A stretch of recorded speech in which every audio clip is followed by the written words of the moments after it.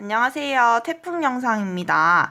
태풍은 7월에서 8월에 영향을 주는 기상현상이고요. 지구온난화에 의해 10월에도 빈도가 높아지고 있습니다. 자, 태풍이 어떻게 형성되는 걸까요? 두 가지 조건이 필요해요. 첫 번째, 27도 이상의 수온. 이런 곳이 어디 있나 봤더니 에너지가 높은 저위도 부분, 적도부터 약 25도 정도가 바로 이런 수온이 27도 이상 유지되는 곳이라고 합니다. 다음 두 번째, 전향력이 필요합니다. 전향력은 공기의 방향을 바꿔서 공기가 휘어지게 만드는 힘이에요. 그래서 회전 운동을 하게끔 합니다. 태풍 같은 경우에는 반시계 방향의 빠른 소용돌이죠. 그래서 이 전향력이 있어야지 소용돌이가 만들어져요. 근데 이런 전향력이 없는 곳이 바로 영도 부근, 적도 영도 부근입니다. 정리하면은 태풍은 5도에서 25도, 열대 해상에서 만들어지는 현상입니다. 자, 자세히 알아볼게요.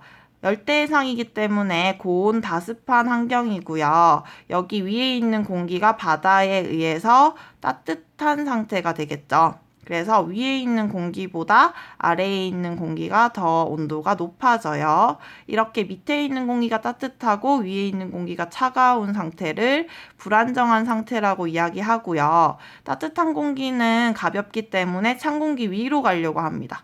그래서 강한 상승 기류가 발생하게 돼요.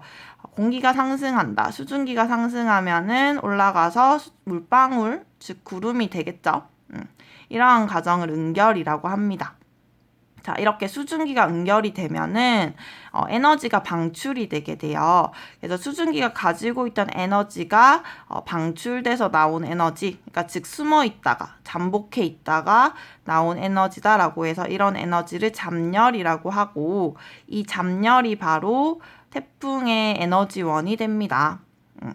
자, 왜 에너지원인가 볼게요. 자, 이렇게 잡열이 나오면은 공기가 다시 가열이 되겠죠? 대기가 가열이 됩니다. 그러면은 상승기류가 더 활발해지겠죠? 뜨거우니까. 그러면은 수증기 많이 올라가게 되고요. 그럼 응결이 더 활발하게 되고, 그럼 잡열이 더 많이 나오게 되고, 따라서 상승기류 계속 발생하게 되고, 요 과정이 반복적으로 발생하게 돼요. 결과적으로 이 열대해상 위에 구름이 어마어마하게 형성이 되게 됩니다. 자, 이렇게 상승기류가 발달한다. 공기가 많이 위로 올라가면 여기 밑에 공기가 없어지겠지. 그러면 저기압이 발달한다라고 이야기할 수 있습니다. 자, 저기압이 발달한다. 상승기류가 높아서 발달하는 거니까 중심기압은 당연히 낮아질수록 저기압이 센 거겠죠. 저기압이 세다는 거는 중심기압이 낮다는 거 다시 한번 강조하겠습니다. 자, 이렇게 저기압이 발달돼서 공기가 없으면요, 주변으로부터 공기를 빨아들여요. 근데 반시계 방향으로 회전시키면서 빨아들이게 됩니다. 자, 우리가 대기대순환에서 전향력 배웠으니까 설명을 한번 해볼게요. 자, 원래라면은 그냥 저기압이 있어서 공기가 들어갈 때 일자로 들어가야 돼요. 이거 쌤이 연필로 필기한 거. 원래 이렇게 일자로 들어가야 되는데 전향력이 운동 방향의 오른쪽으로 작용을 하게 되겠죠. 그래서 공기가 일자로 들어가려고 하다가 오른쪽으로 잡아당기니까 잡아당겨져서 끌리는 겁니다. 근데 결과적으로 저기압 중심이 제일 공기가 적기 때문에 저기압 중심으로 가려고 하게 돼요. 없는 쪽으로 더 많이 보내려고 하니까. 그래서 끌려가다가 저기압 중심으로 가게 돼. 그러니까 이 반시계 방향에 휘어짐이 생기는 거죠. 여기도 마찬가지로 이렇게 휘어지고, 여기도 이렇게 휘어지고. 그래서 우리가 저기압은 반시계로 회전해서 들어간다라고 하게 되는 거. 이것도 전향력 때문인 거지. 이게 만약에 없었으면 그냥 일자로 들어가기 때문에 소용돌이가 발생하지 않게 되는 겁니다. 그 다음에 이 저기압이 소멸한다는 말, 약해진다는 말은 중심이 높아진다. 즉 상승기류가 약해졌다는 뜻이죠. 그 이유는 찬바다랑 대륙 위에 올라가면 요 수증기 공급, 수증기가 더 이상 올라갈 게 없잖아요. 그죠? 찬 공기나 찬바다나 대륙에서는. 그래서 약해지게 된다라는 거. 자, 특징 보겠습니다. 태풍은요, 약 반지름이 400 정도, 큰 태풍은 1000, 높이는 대륙권까지밖에 안 되죠. 그래서 이렇게 생겼어요. 납작하게 생겼고요. 기압 같은 경우에는 중심에서 상승 기류가 가장 세기 때문에 중심으로 갈수록 기압이 낮아집니다.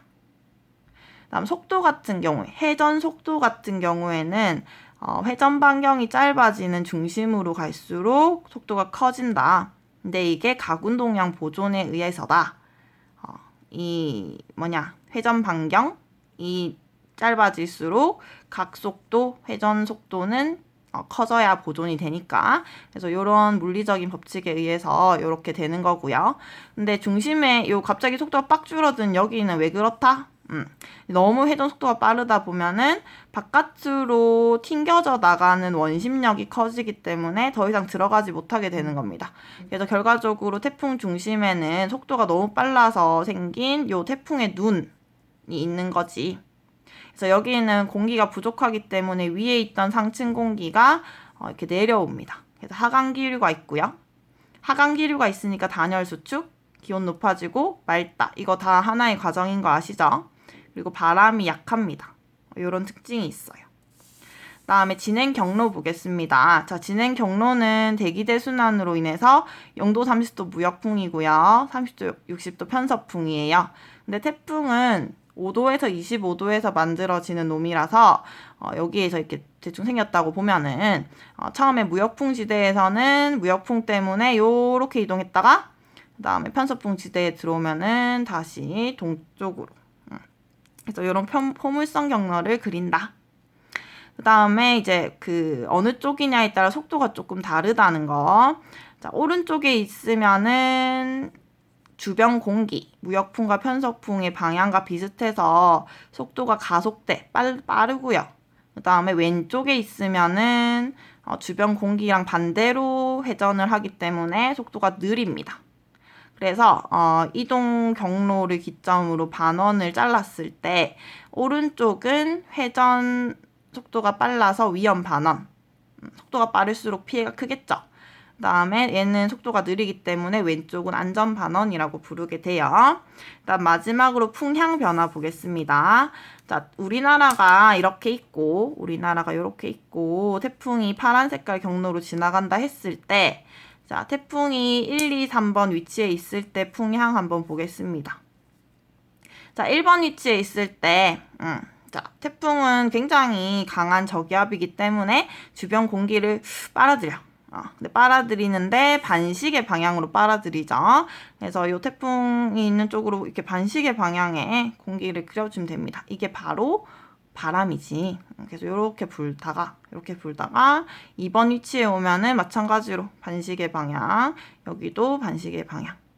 그러면은 전체적인 풍향 변화는 이렇게 되겠죠. 시계 방향.